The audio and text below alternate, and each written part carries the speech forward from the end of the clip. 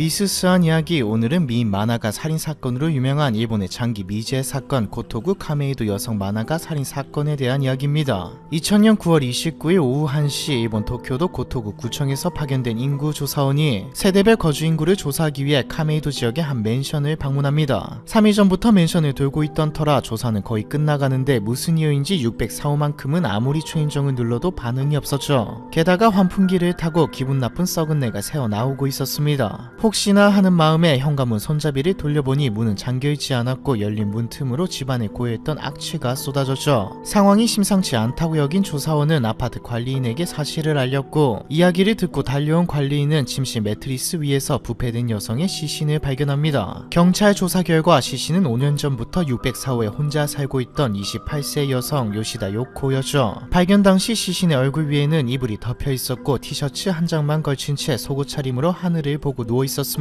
도쿄의 9월 평균 기온은 26.6도로 한국의 여름처럼 후덥지근하고 습기도 높죠. 상온에 노출된 시신은 이미 부패가 상당히 진행된 상태여서 얼굴 확인 및 지문 채취가 불가능했고, 시야 기록을 통해 간신히 신원을 확인할 수 있었습니다. 경찰은 피해자의 집안에서 발견한 9월 28일자 영수증과 시신의 부패 정도로 보아 피해자가 열흘 전쯤 사망했을 것이라고 추정했죠. 처음에 경찰은 스스로 생을 마감했을 수도 있다고 생각했지만 시체를 부검한 결과 사건은 살인사건으로 전환됩니다. 몸 곳곳에서 다툼의 흔적이 발견되었으며 목이 졸린 흔적도 남아있었고, 무엇보다 부검 결과 사인은 교살로 인한 질식이었습니다. 명백한 타살이었죠. 문제는 범행 동기가 불분명하다는 것이었습니다. 집안에 있던 현금 300만엔이 그대로 있었기에 금품을 노린 범행으로 보이진 않았죠. 집안도 거의 어질러지지 않은 상태였고 물건을 뒤진 흔적도 보이지 않았습니다. 여자 혼자 사는 집에서 발생한 범죄라 성범죄 목적일 가능성도 제기되었죠. 피해자가 발견 당시 티셔츠 한 장만 걸친 반나체 상태였던 데다가 눈에 띄게 아름다운 외모를 가지고 있었거든요. 하지만 피해자의 시신에서는 가벼운 몸싸움 흔적과 목졸림 외에 성폭행 흔적은 발견되지 않았죠. 그런데 요시다 요코의 경우에는 피해자에 대해 잘 아는 제3의 인물에 의한 범행일 가능성도 있었습니다. 요코는 만화가였거든요. 요시다 요코는 고등학생 시절부터 만화 그리기를 좋아했으며 졸업 직후에는 스기자키 쿠우르란 필명으로 본격적으로 동인작가 활동을 시작했습니다. 주로 BL 장르의 개그 만화를 그렸는데 직접 발행한 동인지를 코믹마켓 등 일본의 동인 행사에서 판매할 때면 부스 밖으로 긴 줄이 세워질 만큼 꽤 유명한 작가였다고 하죠. 동인작가 활동만으로 20살에 연수입 1000만엔을 찍었다고 하니 인기가 어느 정도였을지 짐작할 수 있습니다. 부유하고 유명한 미 만화가의 삶은 언뜻 보면 세상 부러울 게 없어 보였죠. 그런데 인기가 높아지면서 그녀와 그녀의 작품에 병적으로 집착하는 사람들이 생기기 시작했습니다. 지금이야 코믹마켓 등의 동인 활동 행사가 국제 규모로 커져서 판매자와 구매자를 위한 거래 플랫폼 및 시스템이 잘 갖춰져 있지만 2000년대 초반만 하더라도 관련 플랫폼은 전무했고 판매자가 행사장에 나와서 자신의 상품을 직접 홍보하고 파는 방식이었죠. 이 과정에서 구매자에게 개인 웹사이트나 연락처를 공개하는 경우가 많았는데 판매자 즉 작가의 개인정보가 별다른 안전 장치 없이 독자이자 소비자에게 그대로 유출되었습니다. 실제로 요시다 요코도 유명세를 얻으면서 집으로 불쑥 찾아오거나 동네 주변에 서성 있는 이들 때문에 곤혹을 겪고 있었죠. 살해당하기 몇 년 전부터 스토커로 인한 피해를 호소해왔기에 주변 사람들은 요시다 요코가 악성 스토커에게 살해당했을 것이라 추정했습니다. 이런 상황에서 맨션 복도에서 피해자의 집 열쇠도 발견되었죠. 의도적이든 아니든 범인이 떨어뜨린 것으로 추정되며 이는 피해자의 열쇠에 접근이 가능한 면식범일 가능성이 높다는 걸 의미했습니다. 경찰은 피해자의 집을 한 번 이상 방문한 만화작업 어시스턴트, 동료, 친구, 지인, 친지, 이웃을 대상으로 수사를 진행하는 한편 피해자에 대해 일방적으로 잘 알고 있는 제3의 인물에 의한 범행의 가능성도 열어두고 다각도로 수사를 진행했습니다. 하지만 부패된 시신에서 얻을 수 있는 증거는 많지 않았고 피해자의 독특한 라이프 스타일로 인해 용의자를 특정하기도 어려웠죠. 살해된 요시다 요코는 지인들에게 자신의 남자 관계를 알리기 꺼려해 어떤 남성들과 알고 지내는지 파악할 수 없는 상황이었습니다.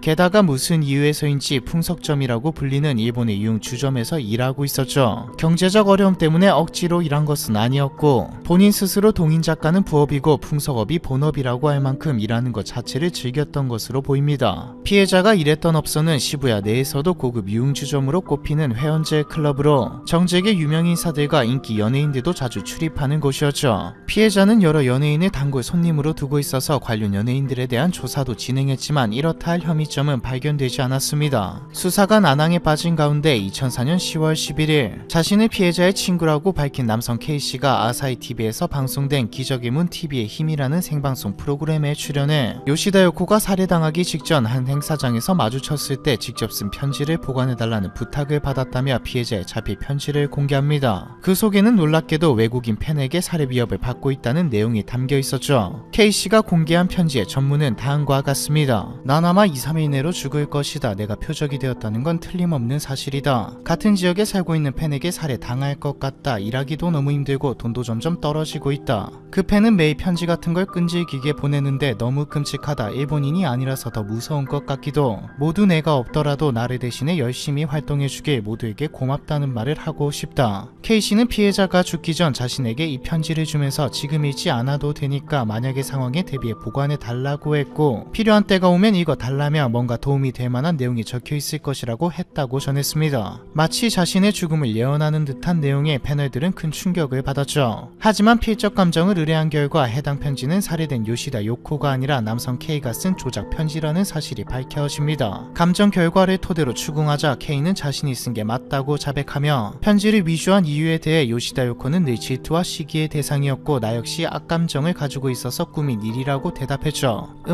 그 자체네요. 사건은 일본 전역에서 큰 화제가 되었고 큰 화제가 된 만큼 이런저런 이야기에다 별의별 것들까지 다 나왔습니다. 영국에서 온 초능력자라고 소개된 크리스 로빈슨이라는 남성이 투시력으로 작성한 범인의 신상정보와 몽타주를 공개하기도 했죠. 몽타주는 25세에서 35세의 중동계 외국인이며 신장 165cm 정도의 근육질 몸매라고 나왔습니다. 카메이도와 가까운 종점역에 거주하며 범행 후 발을 다쳐 병원에 입원했다는 추측을 했죠. 마치 용의자의 정체를 미리 파악한 듯 상세한 신상 정보였지만 당연하게도 출처가 초능력이었기 때문에 신빙성은 낮았고요. 그런데 이런 상황에서 방송에 공개된 정보와 일치하는 사람을 알고 있다는 제보자가 나타납니다. 제보자는 몽타주와 매우 닮은 아랍계 남성 A를 알고 있으며 A가 시부야에 있는 풍속점의 아가씨와 사귀고 있다는 말을 들었다고 했죠. 마침 피해자가 일했던 회원제 클럽도 시부야에 있었는데 요시다 요코가 풍속점에서 일했다는 이야기는 수사 당시 언론에 공개가 되지 않은 정보였습니다. 경찰은 이 사람의 말이 어쩌면 맞을 수도 있다고 생각했죠. 제보자는 A가 아가씨에게 고가의 귀금속 등을 선물했는데 거절당하자 가만두지 않겠다며 거칠게 욕짓거리를 하는 모습을 보았다고 했습니다. 제보자는 아무래도 A가 최근 벌어진 살인사건의 범인일 것 같다고 지목했죠. 하지만 제보자는 애초에 익명으로 제보했기에 찾을 수 없었고 아무리 수소문해도 모습을 드러내지 않았습니다. A가 실존 인물인지 아닌지조차 확신할 수 없는 상황이었죠. 사건은 해결될 기미를 보이지 않은 채 미궁 속으로 빠졌고 결국 20여 년이 지난 현재까지도 범인은 잡히지 않은 채 미제 사건으로 남게 되었습니다. 현재까지도 일본에서는 범인에 대한 추측이 이어지고 있지만 단서 자체가 너무 적기에 해결될 기미가 보이지 않고 있죠. 고토구 카메이도 여성 만화가 살인 사건에 대한 이야기 이번 편은 여기까지입니다.